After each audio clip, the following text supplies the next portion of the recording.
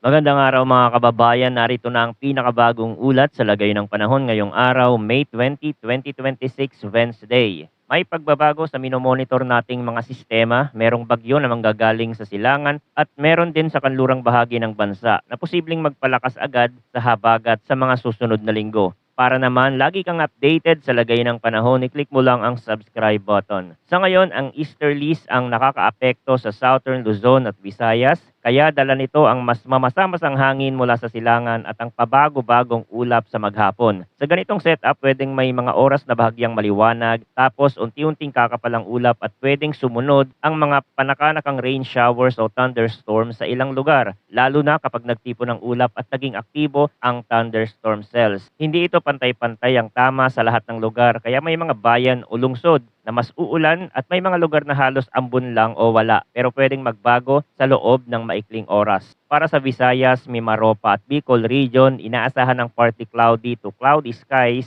na may isolated rain showers o thunderstorm at ang sanhi nito ay easterlies. Ibig sabihin ang ulan dito ay paisa-isa ang tama at hindi tuloy-tuloy sa buong rehiyon, pero kapag tumama ang thunderstorm cell sa inyong lugar, pwedeng lumakas ang buhos sa maikling panahon at may kasamang kulog at kidlat. Sa ganitong kondisyon, posible ang flash floods at landslides kapag severe thunderstorm ang tumama. Kaya sa Visayas, may mga isla at lalawigan na pwedeng biglang basain ng malakas na ulan habang ang katabi ay bahagyang ambon lang. Sa Mimaropa, dahil maraming baybayin at mga rutang dumadaan sa mas mababang lugar at ilang bahagi may dalistis, pwedeng magkaroon ng panandaliang malakas na ulan sa ilang area kapag nag-develop ang thunderstorm. Sa Bicol region, dahil nakaharap din sa daloy ng moisture, pwedeng maging mas mabilis ang pag-ipon ng ulap sa ilang oras, kaya ang mga isolated rain showers o thunderstorm ay maaaring lumabas ng biglaan, lalo na kapag uminit ang panahon at nagsimulang magtipon ng ulap sa bandang hapon. Para naman sa Metro Manila at sa natitirang bahagi ng bansa, inaasahan din ng partly cloudy to cloudy skies na may isolated rain showers o thunderstorm, pero ang pangunahing dahilan nito ay localized thunderstorm.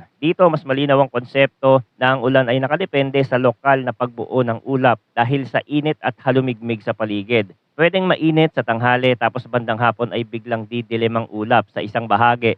Uulan ng malakas sa loob ng maikling oras. Pwede sa ibang bayan ay uulan pero sa katabing syudad ay halos wala. Kapag tumama ang severe thunderstorm, posible ang flash floods at landslides, lalo na sa mga lugar na mabilis mag-ipon ng tubig at sa mga bahaging may matatarik na dalisdis sa ilang probinsya. Sa Metro Manila, ang ganitong klase ng ulan ay kadalasang biglaan, kaya mabilis magbago ang kondisyon ng kalsada at visibility at pwedeng magdulot ng panandali ang waterlogging sa ilang kalsada. Dumako naman tayo sa hangin at kondisyon ng karagatan. Para sa Northern at Central Luzon, light to moderate ang hangin na mula east to southeast at ang coastal waters ay slight to moderate na may taas ng alon mula 0.6 hanggang 1.2 meters. Meaning sa maraming baybayin sa bahaging ito, mas manageable ang alon pero ramdam pa rin ang paggalaw ng dagat lalo na sa mga exposed na seaboards. Para sa Visayas at sa natitirang bahagi ng Luzon, light to moderate ang hangin na mula east at ang coastal waters ay slight to moderate na naglalaro sa 0.6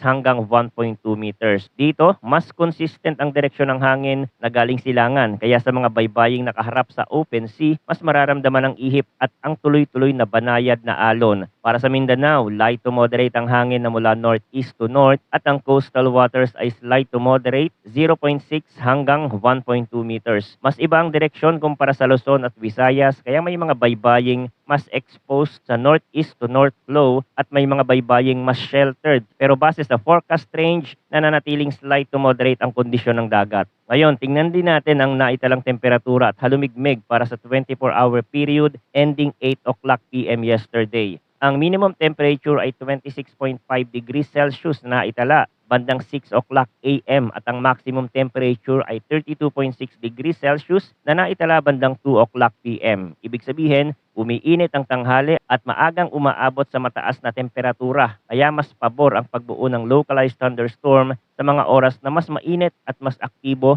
ang convection. Pagdating sa relative humidity, ang maximum relative humidity ay 86% na naitala bandang 5 o'clock a.m. habang ang minimum relative humidity ay 60% na naitala bandang 1 o'clock PM. Kaya mas mamasa-masa ang hangin sa madaling araw. Tapos habang umiinit ang araw, bumababa ang humidity pero nananatili pa ring may sapat na moisture sa hangin. Sa ganitong kombinasyon, normal na may mga oras na mainit at medyo maalinsangan at kapag nagtipon ng ulap sa iilang lugar, pwedeng sumunod ang thunderstorm burst. Ngayon, balikan natin ang latest tropical cyclone update na inilabas ng Pag-asa. Para sa week 1 mula ngayong araw hanggang May 24, walang TC-like vortex o TCLV na present sa loob ng PAR. Pero base sa model forecast, may TCLV1 na inaasahang mabubuo sa pagitan ng eastern boundaries ng TCAD at TCID at low probability ang TC formation sa week 1. So ibig sabihin may posibleng disturbance sa silangang bahagi ng region pero sa window na ito mababa pa ang tsansa na maging ganap na tropical cyclone. Kaya ang week 1 outlook ay mas nakatutok sa possibility ng pagbuo ng disturbance pero hindi pa mataas ang confidence na lalakas bilang bagyo. Para sa week 2, May 25 hanggang May 31, sinasabi ng forecast na ang TCLV1 ay papasok sa PAR at lalapit sa Eastern Luzon. Kasabay nito mayroong TCLV2 at TCLV3 na posibleng lilitaw din sa eastern boundaries ng PMD at low likelihood ang TC development sa week 2. Ibig sabihin, mas dumadami ang binabantayang weather disturbance sa bandang silangan sa second week window. Pero kahit mas marami ang posibleng lumitaw, nananatiling mababa pa rin ang likelihood ng development bilang ganap na bagyo base sa kasalukuyang outlook. Gamit ang ibang weather model, may sinasabing pagbabago sa development. Marami sa mga member model ang nagpapakita na kahit may development at posibleng bagyo sa mga susunod na araw, mas tumataas ang chance na lumihis ito at kumilos pahilaga. Sa senaryo na ito, dadaan ito sa Philippine Sea at lalapit ng konti